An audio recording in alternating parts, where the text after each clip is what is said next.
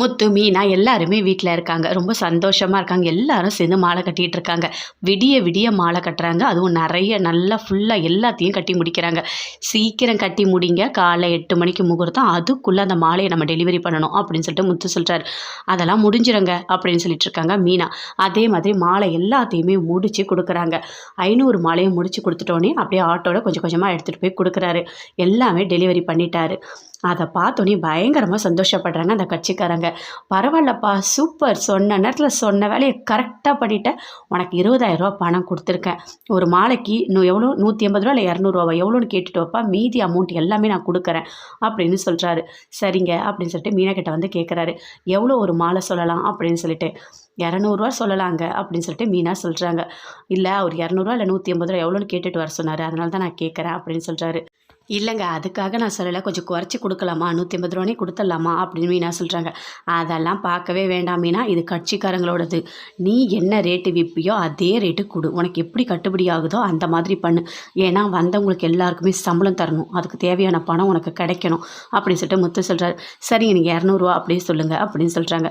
சரி, நான் போய் சொல்கிறேன் அப்படின்னு சொல்லிட்டு முத்து அங்கேருந்து போயிட்டு மீதி இருக்க பேலன்ஸ் பணம் எல்லாத்தையுமே கொடுக்குறாங்க.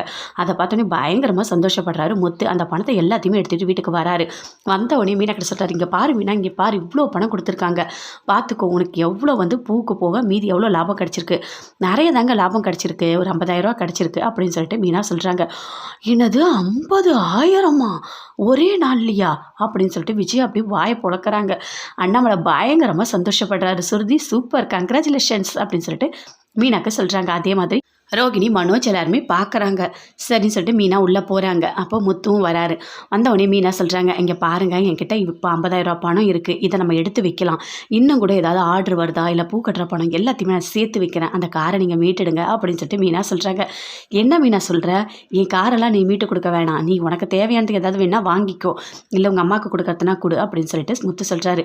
இல்லைங்க, எங்கள் அம்மா எந்த காரத்தை கூட என்கிட்ட பணம் கேட்கவே மாட்டாங்க.